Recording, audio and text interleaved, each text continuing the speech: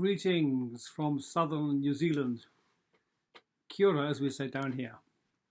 My name is ChrisLeBreton, and I'm learning to use Zoom and to speak to a camera and to think that there will be people watching me at some stage, but I can't see you.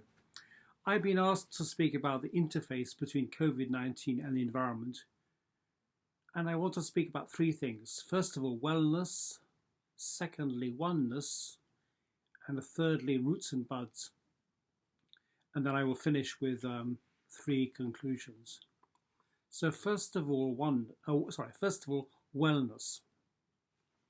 Before COVID-19, how was the world environmentally, socially, and spiritually? And what was the health of our bodies?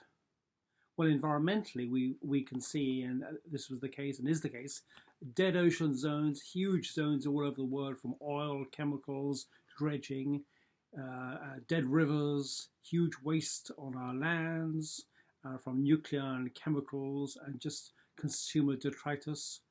Polluted drinking water, we can't swim in the rivers because of chemicals. Monoculture, processed foods, which essentially pollute our bodies. So the state of the world and our bodies environmentally was pretty poor and is poor.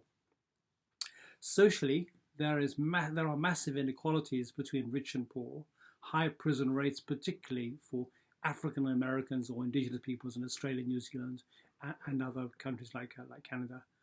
And spiritually, whether one is rich or poor, there tends to be a loneliness in the heart and of the spirit.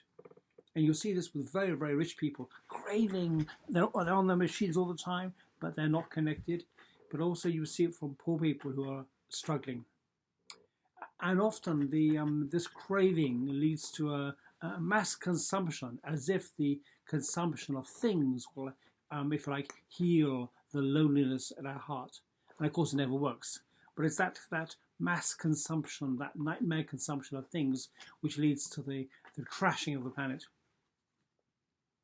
And also, governments and institutions, do they operate from the heart? Are they well? Do they operate from a feminine inspired paradigm? Who gives them money? Who benefits? COVID-19 provides a mirror for us to take stock of where we are. And looking down has given the earth a pause, a time to recover,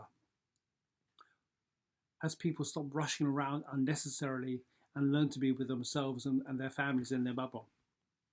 It's been an opportunity to stop doing and to go within, or in this case, as now and elsewhere, to use the internet to connect with other tribes around the world.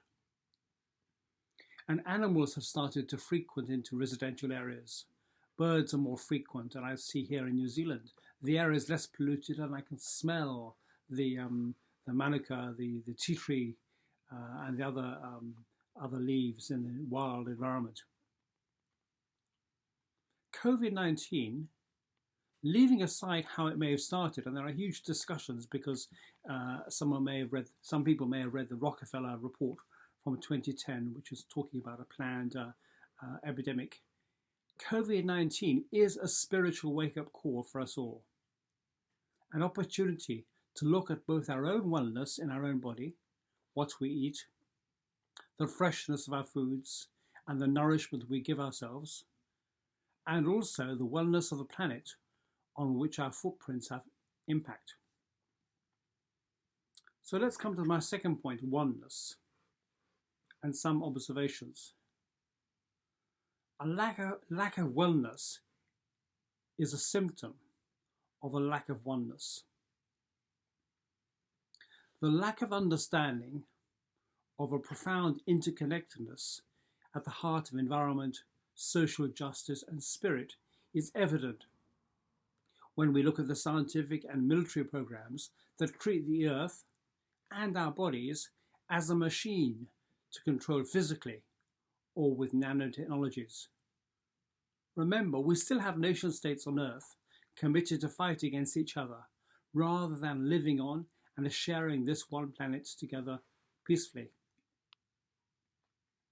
What do I mean by oneness? Well, indigenous wisdom such as Ubuntu in South Africa, Pachamama in Latin America, or Kaitiakitanga here in New Zealand, acknowledge the oneness at the heart of their own philosophies.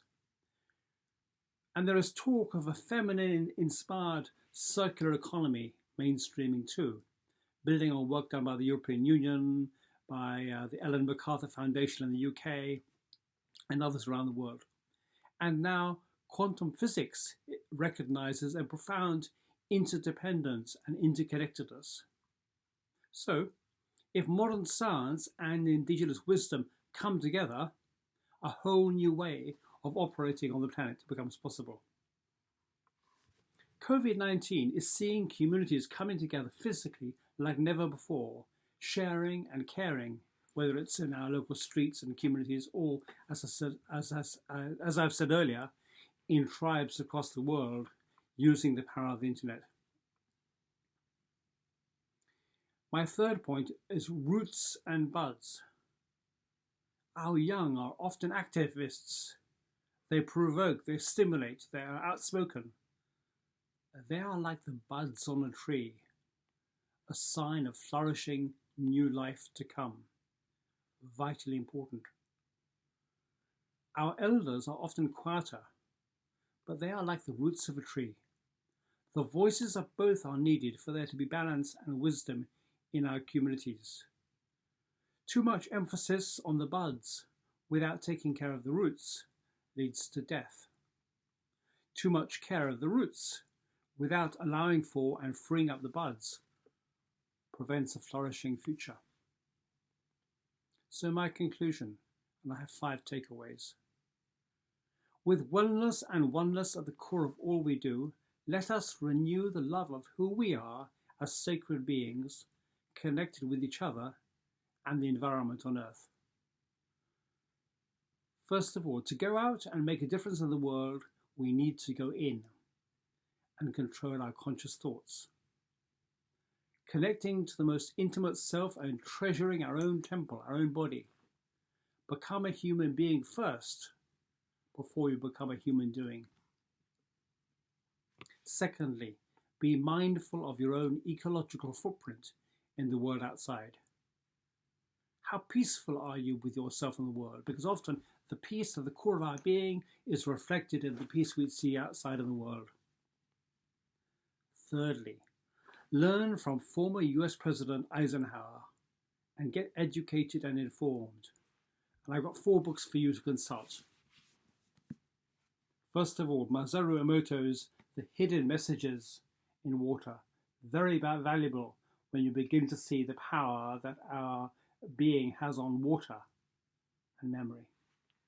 Secondly, Annette Nuntil, The Body is the Barometer of the Soul. Thirdly, if you want to understand the atmosphere and what's happening, Elana Freeland's work on HAARP and geoengineering, very valuable. And fourthly, a beautiful book, A Practical Guide to Inner Peace by Don Miguel Ruiz. Thank you very much indeed. In love and peace, bless you all.